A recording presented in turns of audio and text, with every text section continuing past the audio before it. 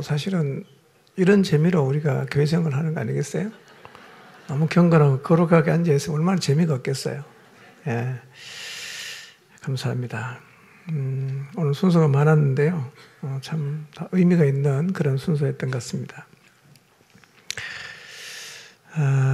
선교의 과정도 이렇게 돌아보면 92년도에 우리가 처음 선교 후원을 시작했어요. 그리고 몇 년 됐죠? 30년 넘었죠? 92년도니까. 예. 참 하나님이 지나오는 과정에서 은혜를 많이 주셨고요. 선교와 함께 우리 교회도 성장해 온 것 같습니다. 뭐 선교를 하나님이 교회 재정을 늘려주시는 그 방편으로 하는 건 아니지만 하나님이 기뻐하시는 일에 돈을 보내면 하나님이 채워줘야 되잖아요. 쓰니까. 그걸 쌓아놓으면 안 줘도 되는데 자꾸 좋은 일에 하나님이 기뻐하는 일에 쓰니까 채워주시는 것 같고요. 그래서 우리가 여기까지 온 것 같습니다. 벌써 이제 우리 선교 재정하고 또 교회 재정에서 또 대내외 선교로 나가는 걸 하면 6억이 넘어갔는데요. 참 감사한 일이죠. 예, 뭐 교회 재정 늘리기 위해서 선교하는 거는 결코 아니지만 그래도 하나님의 뜻에 맞게는 우리가 순종하면 하나님이 채워주신다는 걸 우리 모두가 지나오는 시간을 통해서 경험했습니다. 앞으로도 우리가 그런 믿음으로 나갔으면 좋겠고요. 작년부터 제 안에 들은 마음은 이거예요. 꼭 필요하다면 우리가 선교도 빚을 내서 하자. 예. 건축은 뭐 50억씩 빚내고 우리가 다 쓰는데 선교를 위해서는 사실은 제가 생각해 보니까요. 빚을 내서 선교한 적은 없는 것 같아. 근데 하나님 정말 도전하시면 우리가 선교도 빚내서 할 수 있겠다. 그런 생각을 하는데 이유는 뭐냐면 그게 교회가 해야 되는 가장 중요한 본질이거든요. 그걸 위해 존재하기 때문에 그걸 위해서라면 사실은 교회는 어떤 대가 지불을 해도 할 수가 있는 거죠. 예, 빚낼 때 제가 뭐 어디에 쓸 걸 계획하고 말하는 건 아닌데 성령께서 말씀하시면 저는 그렇게라도 우리가 순종해야 된다고 믿습니다. 아멘. 아멘. 자, 오늘 성령님에 대한 얘기를 했는데요. 제가 설교를 짧게 하지만 좀 얘기하겠습니다. 성령님은 그냥 그 단순하게 우리가 기도하거나 성경을 읽거나 아니면 뭐 사역을 할 때만 우리에게 역사하시는 분이 아니라 삶의 전 영역에서 관여하시고 이끄시는 분이신데요. 사실은 성령님을 빼고는 그리스도인의 삶을 말할 수가 없을 정도입니다. 오늘 제가 낮 시간에 10가지 말씀드렸나요? 성령은 하시는 일이 믿게 하시고 하나 되게 하시고 가르치시고 인도하시고 사명을 주시고 주신 사명 그분이 주도적으로 이끌어 가시고 또 우리가 그 사명을 이룰 수 있도록 능력을 주시고 또 성령님은 교회를 이끄시고 성령님은 기도하게 하시고 성령님은 속사람을 강건케 하신다. 11번째 뭐였죠? 우리를 거룩하게 하신다. 자, 오늘 12번째부터 몇 가지 제가 좀 더 말씀드리겠습니다. 12번째 성령께서 하시는 일이 뭐냐면 우리를 책망하십니다. 책망. 예. 요한복음 16장 7절 8절 말씀 보면 그가 와서 죄에 대하여 의에 대하여 심판에 대하여 세상을 책망하시리라 그랬어요. 그거 누구냐면 보혜사 성령을 얘기하거든요. 성령께서는 우리를 도와주십니다. 인도도 하시고요. 가르치기도 하시고 말씀도 하십니다. 뿐만 아니라 성령께서는 우리가 죄를 지으면 책망하십니다. 잊지 않아야 될 것이 있으면 하지 말아야 될 일을 하면 성령은 우리의 마음속에 찔림을 주세요. 여러분 그래서 주님 안에 있는 사람, 성령과 더불어 살아가는 사람들은 하나님이 기뻐하지 않는 일을 하면 마음이 찔려요. 마음이 아파요. 누가 그렇게 할까요? 그게 바로 성령님이 하시는 거예요. 죄를 깨닫게 하시고 마음을 찔리게 하시고 마음을 아프게 하시는 분이 성령님이거든요. 그래서 성령에게 이끌림 받는 사람은 성령께서 그렇게 우리를 책망할 때 돌이키는 거예요. 여러분 잘못된 길을 갈 때, 하나님이 기뻐하지 않는 길을 갈 때 성령의 책망을 원하시기 바랍니다. 제가 삐뚤은 길 가면 성령님 저를 책망해 주십시오. 예. 그리고 성령이 책망하시면 받아들이시기를 바랍니다. 자, 13번째, 성령이 하신 일이 뭔가? 성령님은 하나님의 사랑을 우리 마음속에 부어주세요. 로마서 5장 5절 말씀 보면 우리에게 주신 성령으로 말미암아 하나님의 사랑이 우리 마음에 부은 바 되었다 그랬어요. 성령은 하나님의 사랑을 우리 마음속에 부어주세요. 자, 하나님이 우리를 사랑한다는 사실을 압니까? 모릅니까? 다 알죠? 하나님이 세상을 이처럼 사랑하사 독생자를 주셨으니 다 외우고 있죠. 그건 뭐냐? 정보예요. 하나님이 우리를 사랑하시는구나 라는 지식을 우리가 다 갖고 있습니다. 그런데 그걸 갖고 있다고 하나님의 사랑을 안다고 말할 수는 없다는 거예요. 근데 하나님의 사랑을 가슴 저미게 깨닫게 하시는 분이 누구냐? 그분이 바로 성령님이라는 거예요.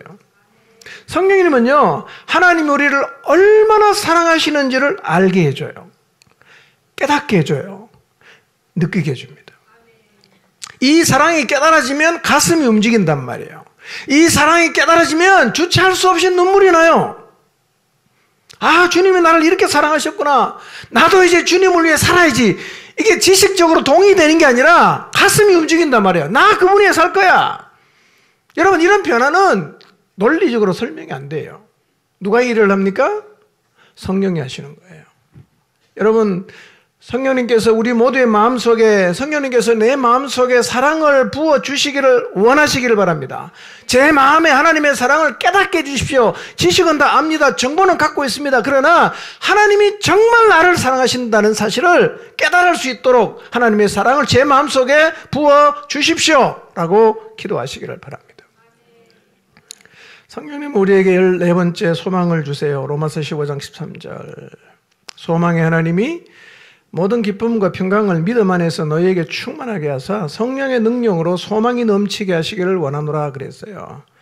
여러분, 성령이 하시는 또 하나의 일이 뭐냐면 우리 마음속에 소망이 넘치게 하는 거예요. 여러분, 살다 보면 힘들 때가 왜 없겠어요? 돈도 떨어지고 직장도 문제가 생겨서 굉장히 힘들 때가 있죠. 살다 보면 절망스러울 때가 왜 없겠어요? 희망을 도무지 볼 수 없는 자리에 설 때가 왜 없겠습니까? 가끔씩 우리 인생을 돌아보면 어디를 둘러봐도 희망을 가질 수 없는 때가 있죠. 그런데 기도하면 성령님께서 우리의 마음에 소망을 주세요. 인간적으로 어디를 봐도 희망이 없어요. 소망이 없어요. 그런데 우리의 마음속에 소망이 넘치는 거예요. 여러분, 소망이 넘친다는 게 뭔 얘기일까요? 우리의 삶의 환경과 아무런 상관이 없이요, 성령께서 우리의 마음속에 소망을 불어넣어주면 이렇게 돼요. 하나님이 살아계신다는 게 그렇게 내 마음에 소망이 되는 거예요. 아, 성령님이 내 안에 계시는구나. 이게 소망이 되는 거예요. 하나님이 신실하시구나. 이게 소망이 된단 말이에요. 아, 결국 모든 것이 합력해서 선이 되는구나. 이게 내 마음속에 소망이 된다는 거예요. 이걸 누가 하는 거예요? 성령님이 하시는 거예요. 이미 알고 있던 내용들인데 그게 어느 순간 내 마음속에 믿음으로 다가오면서 큰 소망으로 다가오게 되는데요. 이게 누가 하는 일입니까? 성령이 하시는 일이에요. 저는 오늘 여러분 모두의 마음속에 여러분의 지금 삶의 형편과 상관이 없이 하나님이 주신 약속 때문에 여러분 모두의 마음속에 소망이 넘치게 되시기를 바랍니다. 이게 성령이 하시는 일이요. 여러분, 소망이 여러분의 마음속에 안 생기면 기도하십시오. 성령님, 제 마음속에 소망을 부어주십시오. 제가 진짜 원합니다. 그러면 성령께서 여러분의 마음 가운데 소망을 부어주실 거예요. 뿐만 아니라 성령님은 우리의 마음속에 의와 평강과 희락을 부어주세요. 그분 안에 이게 있어요. 성령 안에 뭐가 있냐? 의와 평강과 희락, 기쁨이 있다는 거예요. 사실 이거는 뭐가 연결되어 있냐면 믿음하고 연결되어 있어요. 여러분, 성령 충만한 삶은 그분을 존중하고 그분이 내 안에 계신다는 사실을 인식을 하고 그분에게 우리의 원함을 계속 얘기하고 하나님 말씀 우리의 마음속에 계속 담지 않습니까? 그러니까 이 의와 평강과 희락과 소망 이 모든 것들은 뭐하고 연결되느냐 하면 믿음하고 연결되는 거예요. 이런 거예요. 하나님 살아계신 게 100% 확실하다. 평강이 오죠. 하나님이 나를 사랑하신다는 것은 100% 확실한 사실이다. 이 믿음이 딱 생기면요, 우리의 환경이 어떠든지 간에 우리의 마음속에 평강이 생기는 것이고 우리의 마음속에 기쁨이 생기는 것입니다. 성령 안에 있는 의와 평강과 기쁨이 여러분 모두의 마음속에 깃들게 되시기를 바랍니다. 이게 어디 있다고요? 성령 안에 있어요. 여러분, 그래서 이 성령 충만함이라는 것은 말씀과 깊은 연관이 있는데요. 우리가 잘 아는 말씀인데 에베소 6장 17절을 보면 이런 말씀이 있어요. 구원의 투구와 성령의 검, 성령이 사용하시는 검이 있단 말이에요. 뭐죠? 곧 하나님의 말씀이라는 거예요. 성령이 사용하는 검이 있어요. 그게 뭐냐면 하나님의 말씀이에요.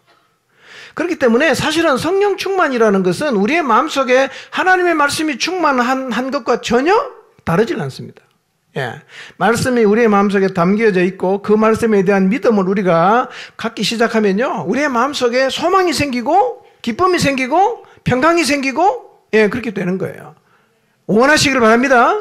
제 마음속에 기쁨을 주십시오. 제 마음속에 소망을 주십시오. 제 마음속에 하나님의 평화가 넘치게 해주십시오. 기도하시면 돼요.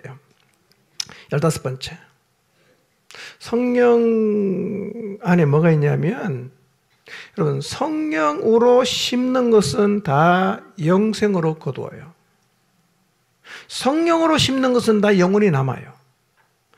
갈라디아서 6장 8절이죠. 자기 육체를 위하여 심는 자는 육체로부터 썩어질 것을 거두고 성령을 위하여 심는 자는 성령으로부터 영생을 거두리라 그랬어요. 여러분, 우리 안에 두 가지 갈망이 항상 있습니다.